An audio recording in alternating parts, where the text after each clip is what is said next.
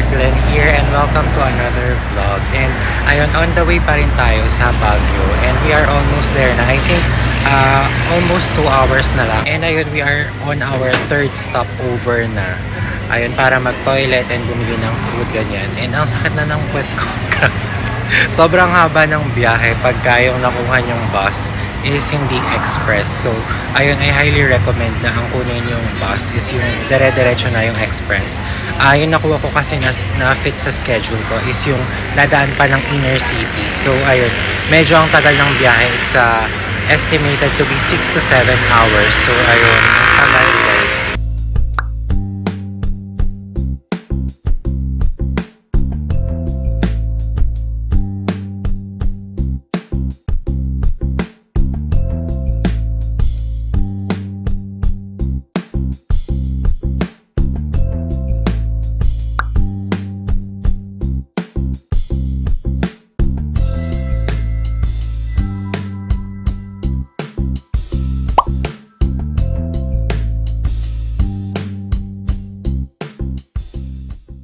So guys, we made it here in Baguio City after 6 hours ng travel.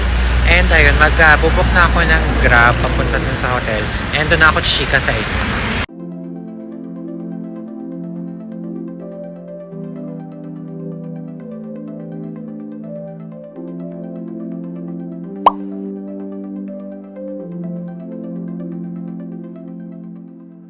And we are finally in the hotel, guys. Ayun, natutuwa ako because I am back in Baguio City. Nandito rin ako last year, nung January, pero kasama ko yung family ko. It's actually my first time to be here na solo. And nag-commute via bus. So, ayun. Tuwing nagbabagyo kasi ako, laging kasama yung family, relatives, ganyan. So, ayun, parang siguro much needed quiet retreat ko na din to for myself. Kahit lagi naman tayo naka-solo travel. Pero ayun, I'm staying here at Metro Pines Inn. So far, ang ganda naman ng room nila. Very modern naman yung vibe. And even yung front desk, kahit parang boutique hotel type lang. Very small lang. And ganda naman yung vibe, guys. So ayun. And super bilis lang nung check-in. And before ako tuluyang chumika sa inyo, mag-room tour muna tayo bago ko pa magulo yung bed. So, ayan guys, meron ditong desk and ayan, may small mirror, may TV, and ito yung bed natin. As, ano lang siya, queen bed. And this room is good for 2 packs. Merong, ayun, small na side table, may power outlets, and ang ganda ng lamp nila. And ayun, merong ceiling fan. Walang AC guys because nasa Baguio tayo.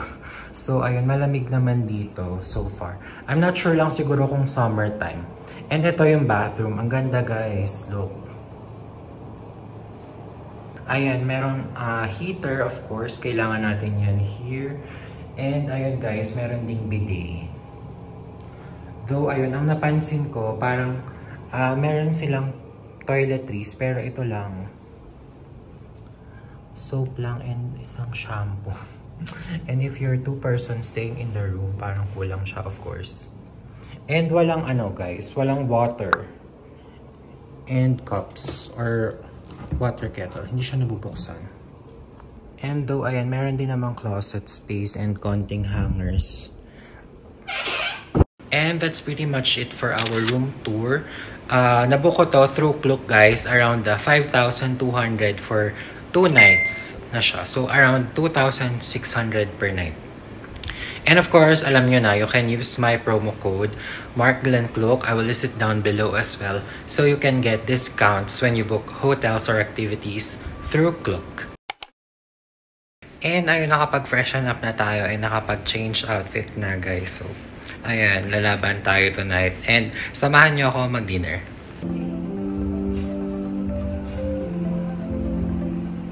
Guys, ang perfect ng hotel, merong Watson sa ibaba. So, ayun, very convenient. And ang dami ko nang nakikitang ukay-ukay dito sa tabi.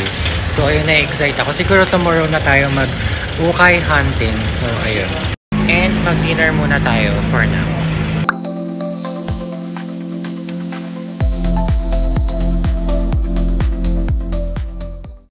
Guys, super lamig. Pwedeng-pwede nyong ilaban ng mga turtleneck nyo dito.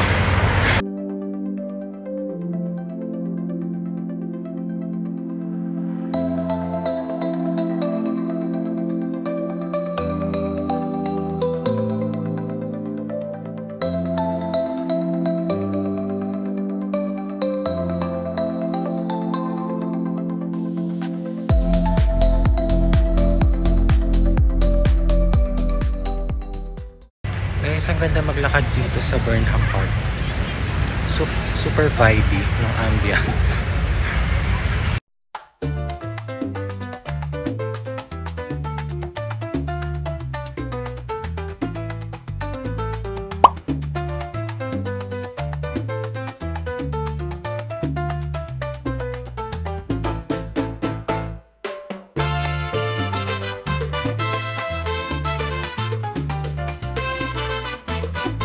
So ayun guys, we made it here sa Session Road and nandito ako sa Pizza Volante. I have tried this place last year din, the same time na nag-visit ako. So ayun, na-miss ko lang yung food nila because it's very affordable and masarap siya. And the best thing is it's open 24 hours. And sobrang affordable ng food nila guys.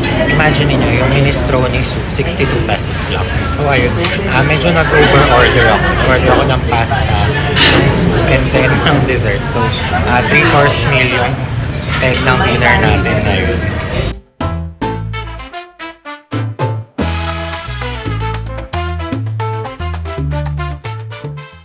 Food is here, so let's eat guys.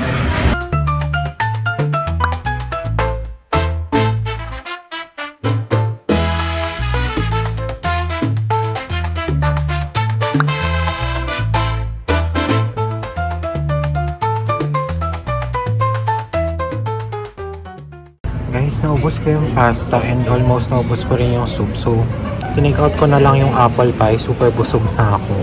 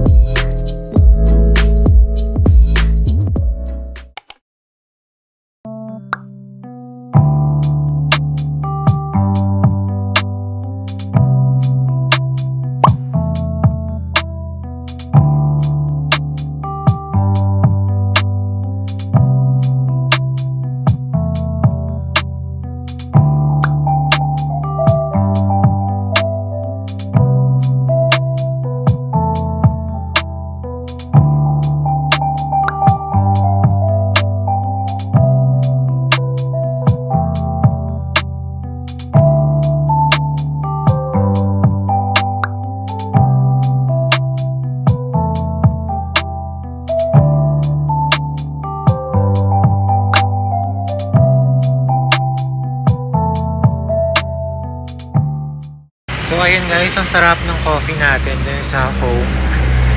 Nag-order lang ako ng sea salt latte na decaf para makatulog tayo agad. Kasi maaga pa tayo tomorrow. So ayun. And mag-good night na rin ako sa inyo for now. Pabalik na ako sa hotel.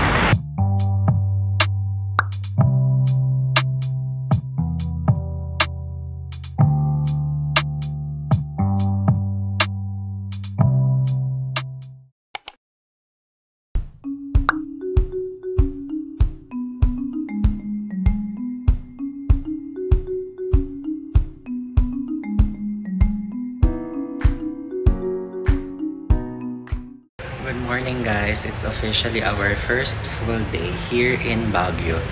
And ayun, ang sarap ng tulog ko. Hindi siya paputol-putol. Unlike pag sa other hotels ako, medyo may ganong vibe. Pero dito, dire-diretso yung sleep ko. And comfy naman yung bed. So ayun, samahan niyo muna ako mag-breakfast and update ko kayo kung saan tayo kakain.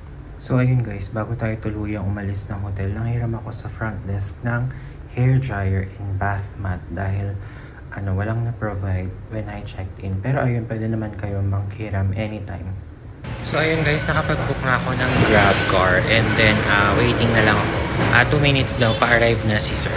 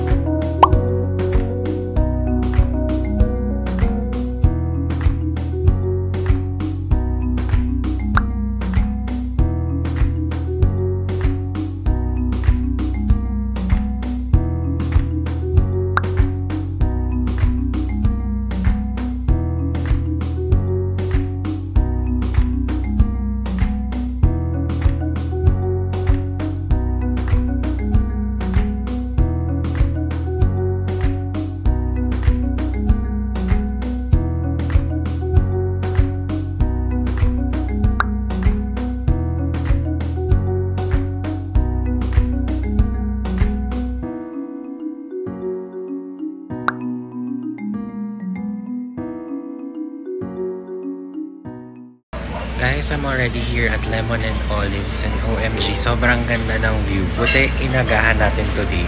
Kaya nakakuha ko ng seat dito sa outdoor or alfresco area nila.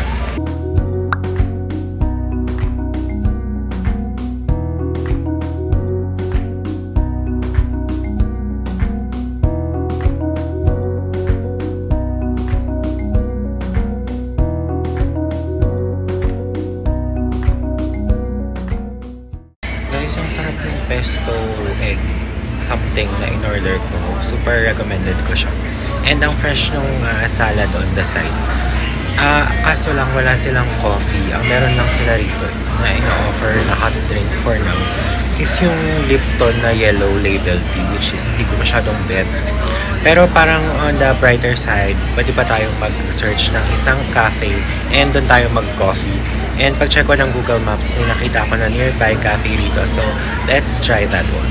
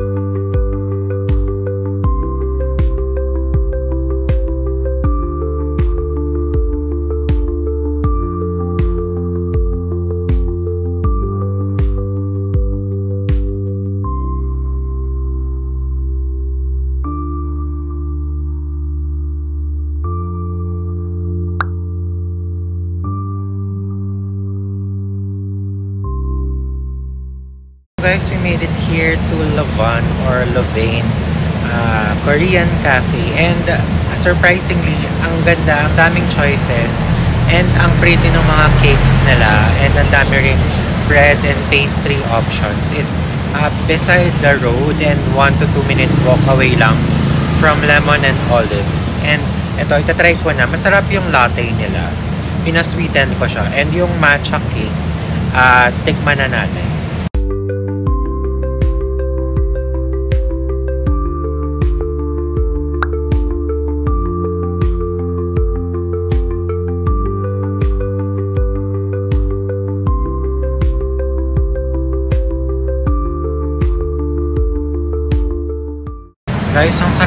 matcha cake. Oh my God, na-surprise ako.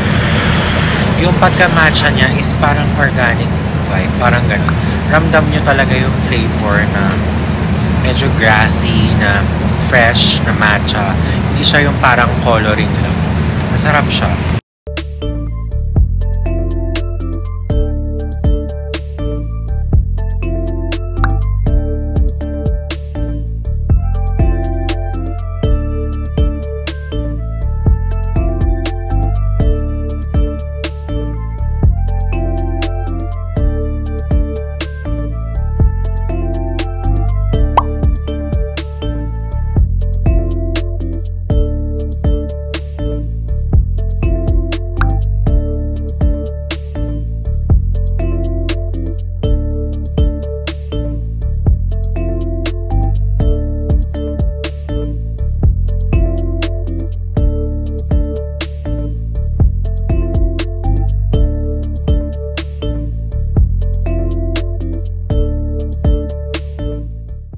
Guys, we're here at SM Baguio na and hindi pa siya super crowded, maybe because noon time pa lang, pero baka later afternoon till evening mag-build up yung crowd.